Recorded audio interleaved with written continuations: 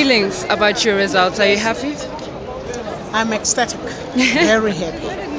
I knew that we were going to perform well, but I'm humbled by the support that we are getting from people of South Africa. It is indeed a vote of confidence to us as the party. All that we need to do now is to start campaigns of going back to them, to thank them, and to start preparing for local government elections.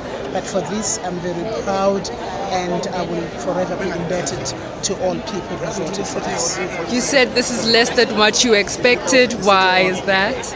Well, I was expecting, especially in the province of KwaZulu-Natal, that we will take the second position, but it couldn't because of the financial resources that we did not have. It is very difficult to compete with old political parties which are getting funding from the state and from the IEC when we do not have funding. But I think, relatively speaking, we have done very well considering those facts. You're present in all the provinces of the country. That is the myth that we have dispelled as the party. You remember, since our inception in 2011, all political analysts, most of them, and those who do not like us for whatever reason, they were saying that we are the party that is confined in the province of KwaZulu-Natal. But indeed, we have said since inception that this is the national party that is going to be in all provinces. We have done that. We have crisscrossed the whole country to actually ensure that we get members from all provinces.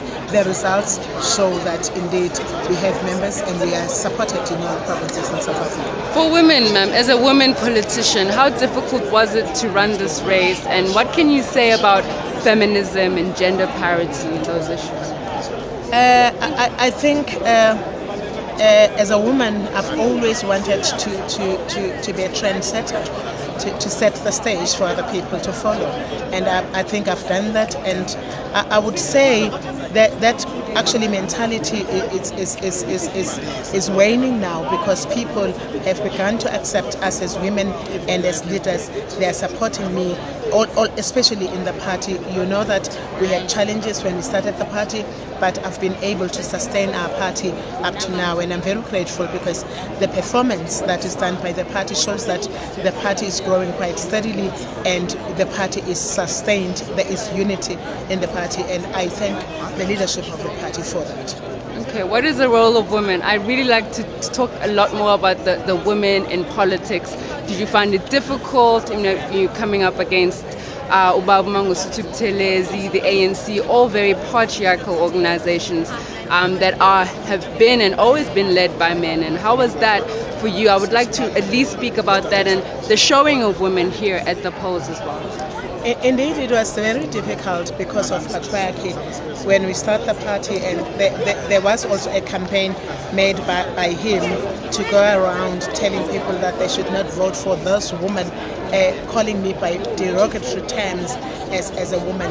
And indeed, some of the men, elderly men, were rather tentative of taking a decision of coming to the party. But since they have seen that after the elections I have worked very hard in those areas, and people have begun to realize that indeed this woman is working for all people of South Africa, especially the poorest of the poor, and they are starting to come to the party, to join the party, and they are supporting me. In the party, I've never had problems. There are certain individuals, when you say this should be done, who seem like they are stubborn, they don't want to take instructions from me. I remember at one stage I heard somebody told me that one chairperson said that it is very difficult for him to take instruction from a woman. And I said, hey, you are in the wrong party, because I am the leader of this party. If you can't take instruction from me, you are at the wrong party, because I am the leader. You have to respect that. But people are we working very well with men, and they are respecting me. They know that I'm their leader, that they have to respect me as such. Okay, what is the future for NFP from now on? From next week, I will still be working. I was thinking that I will take 1 or 2 weeks, But I have thought long and hard about it, and I said to my husband, unfortunately, I cannot take leave. I need to start working now. We need to go out and go to each area, because as a party, we believe in constituency-based politics, where you have to go to where people are, not to call them into big stadiums, but to go to where they are. People need that, because most of the leaders don't do that. I think that is why they are alienated from people. People on the ground feel marginalized because leaders don't come to them. I believe in that as a leader of the National Freedom Party. So next week I'll be starting to visit all the areas, giving thanks and appreciation to all people who have worked very hard for our party and those who voted for our party.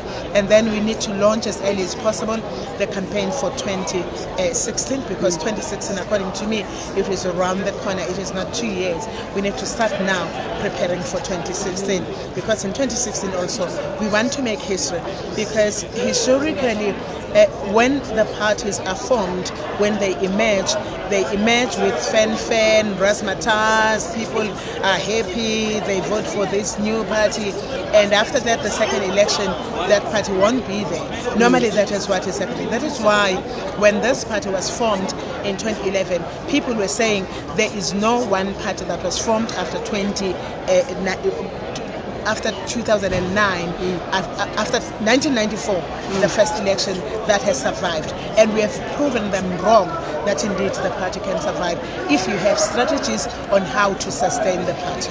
Okay, thank you so much for your time. Thank you very much.